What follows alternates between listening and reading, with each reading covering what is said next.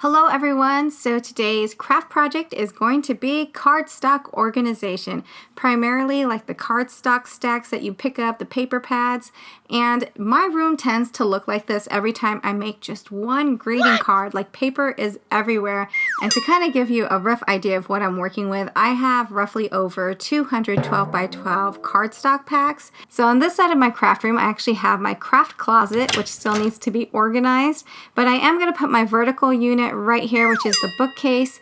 I'm going to use tabs to organize it, so you can buy these tabs, you can make them yourself like just with a pen and paper, or even if you have the die for it you can do that, but I am going to use the We Are Memory Keepers paper punch for it.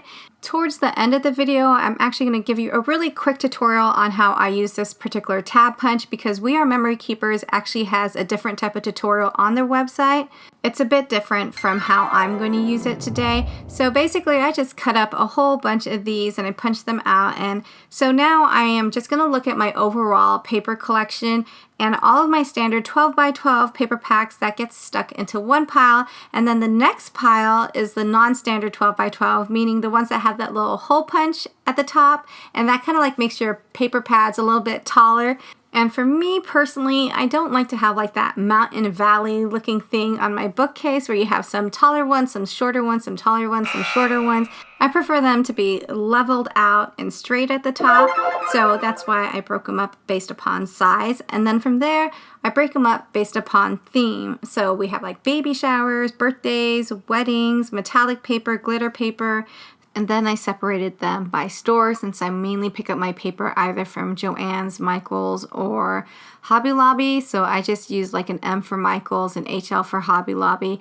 And you can definitely use different colored tabs, so that way if you want to like find the store right away, you can use like the red for Michael's and green for Joann's. But I basically just kept them all white tabs, and there's a reason for that. So when you look at it, you can't even really tell that I have any tabs on here, but if you look from the side, you can definitely see that there's tabs. So I just wanted to have that really nice, clean, cohesive look to it. And I've mentioned this before, but there's a very specific way in how I store my paper on here. So normally a lot of people just stack their cardstock like this, upright.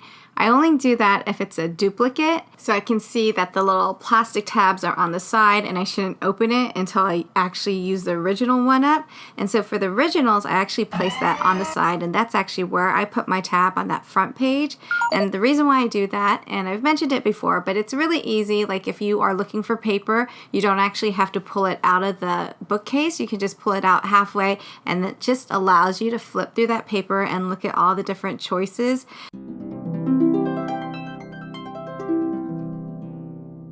So it is a really subtle change to like the bookcase. Like the bookcase is still there, all the paper is still there, but it's just so much more functional and organized. Like I know exactly where to go if I'm looking for things to make like wedding cards or birthday cards or Christmas cards, and I just love like the new style, and I know where to put everything back as well. I forgot to mention this earlier, but the main reason why I like to have all the paper pads the same height is because later on, if I fill all this up, which it pretty much is filled up, but later on when I have no more space, I can be like, okay, well there's just an itty bitty space at the top and I can put extra paper pads that way.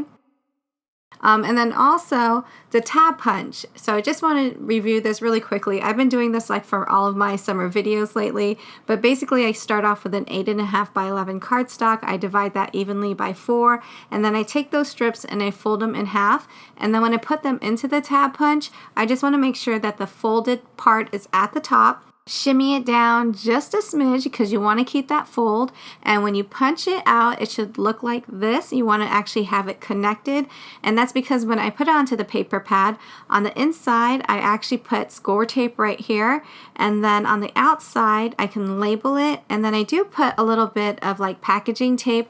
It makes it a little bit more durable because you are pulling and pushing these packs back in, and you just don't want it to get caught onto like the other paper. So I don't label every single paper pad. I just label the first in its theme. So Hobby Lobby birthday paper pads, then I know there's a stack right there. Also, don't pack it in too tightly. Leave a little bit of space so that you can freely pull out a paper pad. These tabs really make such a huge difference because now I can find what I'm looking for and I don't have to mess up the entire bookcase, and I can put it back where it belongs when I'm done crafting. So now that I have my 12 by 12 paper pads organized, I think I want to start on my embossing folders.